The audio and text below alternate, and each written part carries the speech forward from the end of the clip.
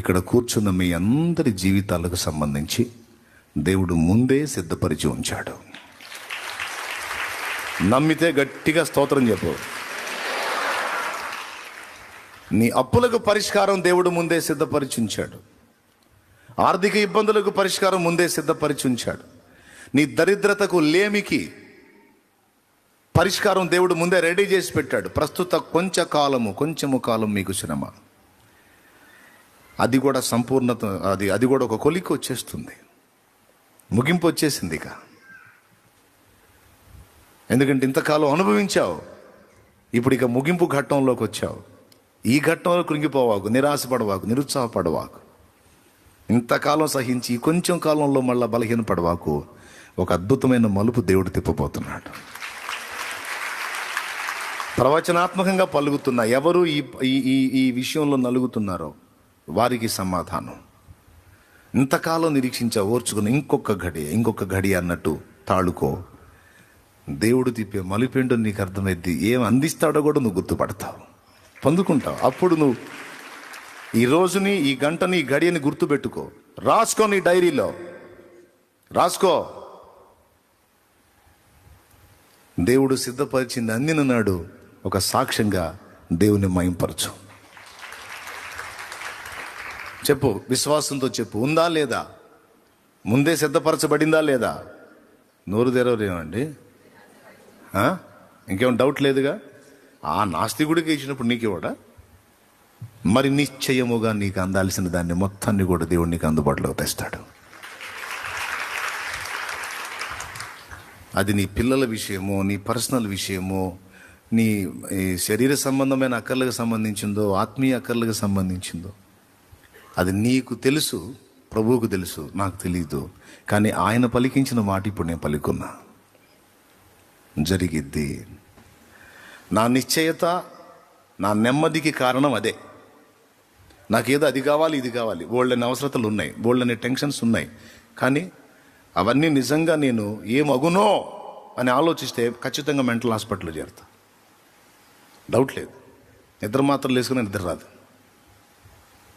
అవన్నీ దేవుడు నాకు ముందే సిద్ధపరిచాడని నమ్మి యెహోవా ఈరే అనుకొని నిద్రపోతున్నా, తిరుగుతున్నా. చెప్పు, ఎవరు? యెహోవా ఈరే. ఆ ఘట్టంలో, ఆ ఘడియలో, ఆ పర్వతం మీద ఆయనే చూసుకుంటాడు, ఆయనే. కాబట్టి చెప్పండి, ఆర్థికపరమైన ఇబ్బందులు, ఐశ్వర్యానికి సంబంధించిన సమస్యలు, ఏదైనా ముందే, డౌట్ లేదుగా? ఇప్పుడు నెమ్మదిగా ఉండండి. ఇప్పుడు పాయింట్కి వస్తా. 2 ముక్కలు చెప్పి ముగిస్తా. ఆ 2 ముక్కలు ఎంత ఉంటాయో తెలియదు నాకు. 2 ముక్కలు. ఐశ్వర్యం అనేది 2 విధములు. భౌతికమైన ఐశ్వర్యం అన్యులు పొందుతారు, మనం పొందుతాం. అన్యులు పొందుతారు కానీ అనుభవించలేరు, మనం పొందుతాం మరియు అనుభవిస్తాం. ఇది వాళ్ళకి మనకున్న వ్యత్యాసం. వారు ఇంటి కోసం ప్రయత్నం చేస్తే ఇల్లు వచ్చింది, కానీ ఇంట్లో సమాధానం అనేది మాత్రం క్రీస్తు వలనే వచ్చింది. ఈరోజు మనం కూడా ఇంటిని పొందుతాం, కానీ ఇంటితో పాటు మనకి క్రీస్తున్నాడు గనుక లోకం అనుభవించని శాంతి మనం అనుభవించగలుగుతాం. సమాధానకర్త యేసు. యేసు లేని ఇంట్లో సమాధానం అసంభవం. ఉన్నట్టుగా వాళ్ళు కనిపిస్తారు, అదంతా ప్లాస్టిక్ వ్యవహారం. ఒరిజినల్ క్రీస్తు యేసు సంబంధంలోనే దొరుకుతుంది. ఆయన ఉన్నాడు, నా కాపరి ఆయన కాపుదల కింద నేనున్నా, నాకు నెమ్మది. దేవుడు చెప్తుంది కూడా అదే. ఎరగనోడు బాధపడతాడు, నువ్వు ఎరుగున్నావు గనక నిబ్బరం కలిగి ఉండు, నా చేతుల్లో ఉంది నీ జీవితం అంటున్నాడు ఆయన. నువ్వు ఇప్పుడే గందరగోళం అయిపోవాకు. ఉదయానికి పౌరాళ్ళకి సిద్ధపరచాల్సింది సిద్ధపరిచినట్టే సాయంత్రానికి కూడా ముందే రెడీ చేశాను. ఉదయంలో నువ్వు ఉండి సాయంత్రపు దాన్ని ఇప్పుడే అడగవాకు. సాయంత్రం రాని, అప్పుడు నువ్వు దాన్ని తింటూ ఆనందిస్తావు అంటాడు.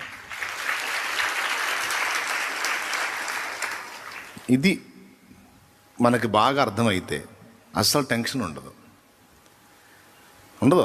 ఆ టైంకి నాకు దేవుడు తప్పకుండా ఏర్పాటు చేస్తాడనే భరోసా నీకుంటే ఇక శాంతి నీ దగ్గర నుండి ఎవ్వడు తొలగించలేడు.